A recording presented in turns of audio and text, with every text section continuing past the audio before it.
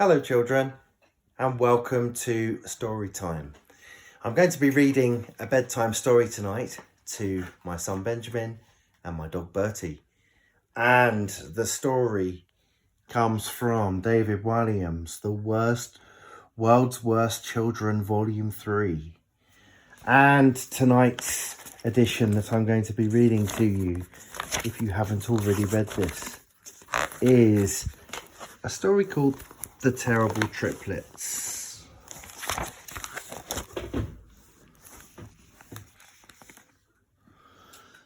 Once upon a time, there was a set of terrible triplets. Their names were Tom, Dick, and Harry. Sometimes when you have sets of triplets, you have a mixture of nice ones and naughty ones. Well, all three of these triplets were naughty. Tom, Dick, and Harry had been born just moments apart, fighting their way out of the womb, trying to elbow each other aside to see who could be first. You see, all three of them wanted to be top dog. As a result, their lives became a non-stop struggle over who was the best at something. These being three of the world's worst children, they wanted to be the best at bad things only, very bad things. When they were babies, Tom, Dick and Harry would battle over who could bawl the loudest, break their toys the fastest, bash, chew through the bars of their cot the first, munch, create the most mess on the walls with their crayons, soak their poor mother with the most water spat from the bath, splosh, flick their baby food the furthest, splat, wipe the most dirt from their hands on the curtains, wipe, guzzle down the most milk, guzzle, do the smelliest burps, bleh, leave the biggest deposit in their nappy. When they were toddlers, the triplets would tussle over who could go fastest in the trolley down the supermarket aisles and knock over the largest number of old ladies. Whiz.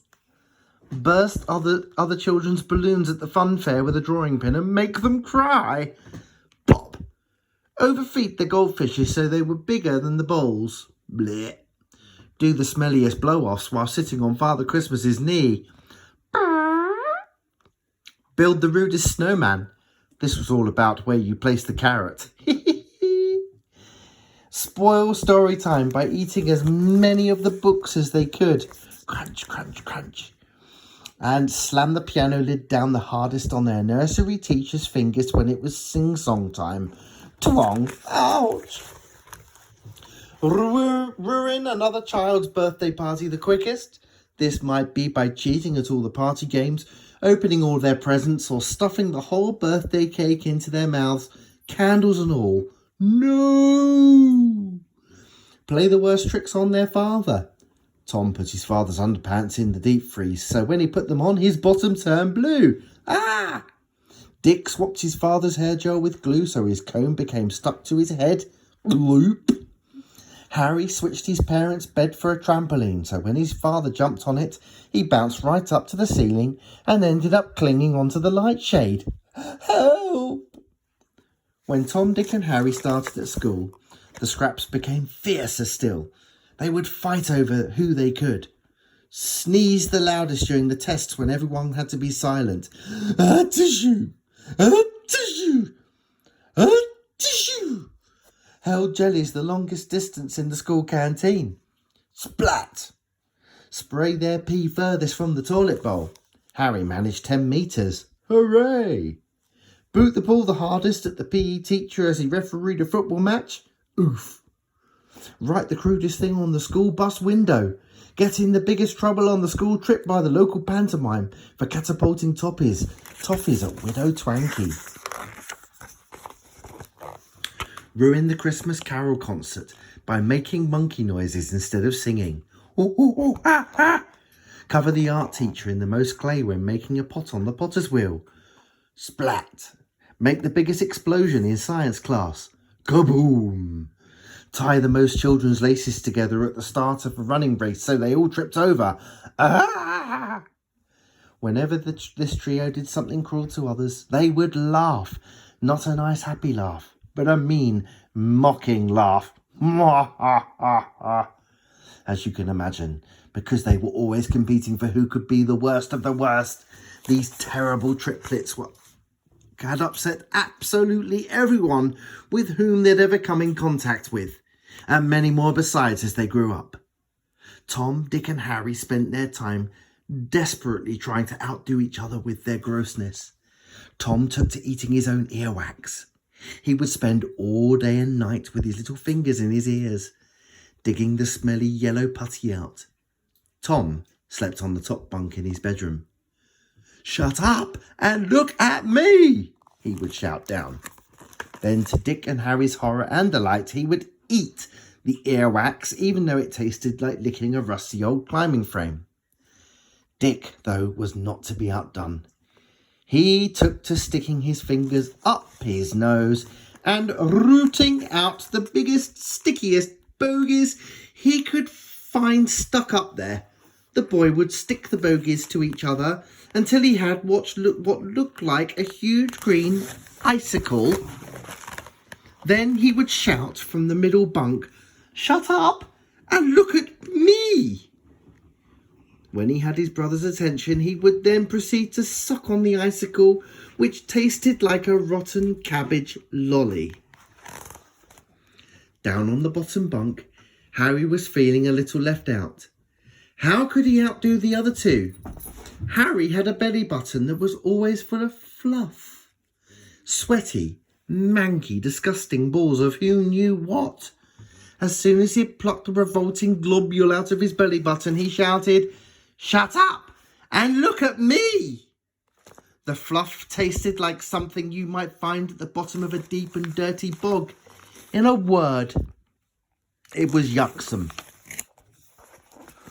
One night, the boys' long-suffering mother stepped into their bedroom, something she had tried not to do often, to read them a nice bedtime story. "Hello, dear children, it's your mamma," she announced brightly. Mother was a lovely lady who smelled as sweet and as delicious cakes that she baked for the local church fete. Life had delivered her a cruel blow when she gave birth to these three horrors. The three boys all sniggered conspiratorily. "Ha ha ha ha ha!" It may come as no surprise to you that their father had long since run away from home. The poor man could not take the daily dose of torture any more and had travelled as far away as he possibly could, then a little bit further still.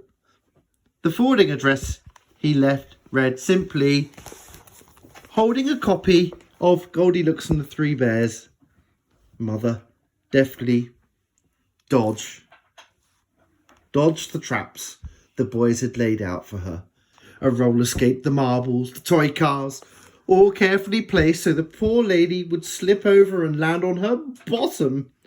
Mother perched tentatively on the end of the middle bunk. To her horror, she spotted that her middle son, Dick, was chomping on something green and sticky. "Chomp, chomp."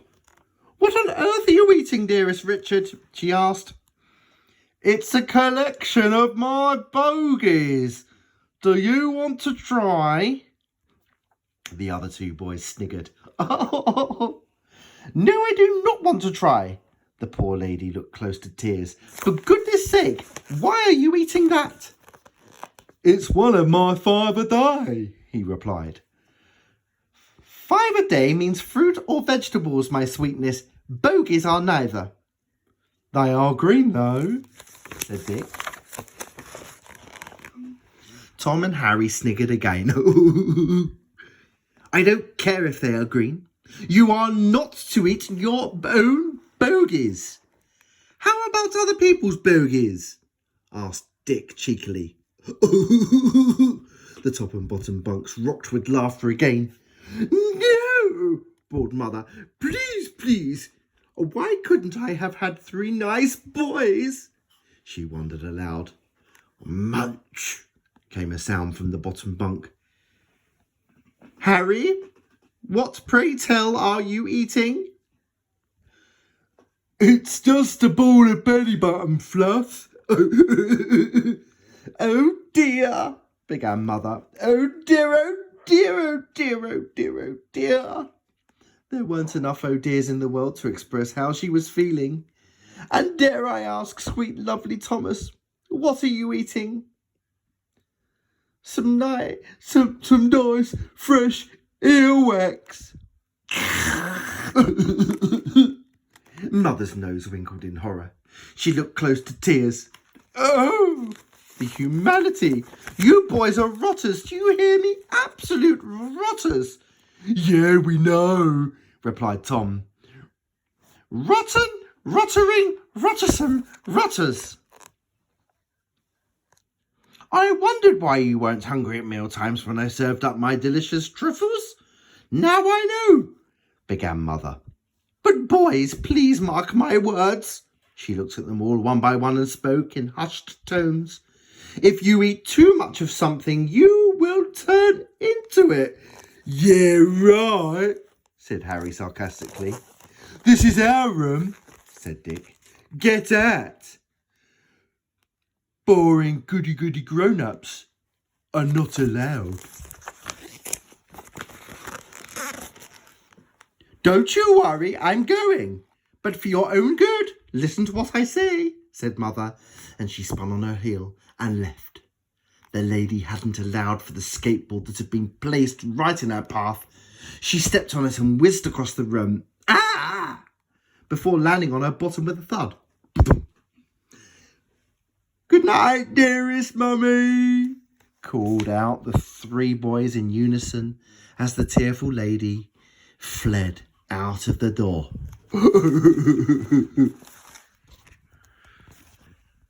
And children, I'm going to read the rest of this story tomorrow. I hope you've enjoyed it so far and sleep well. Good night.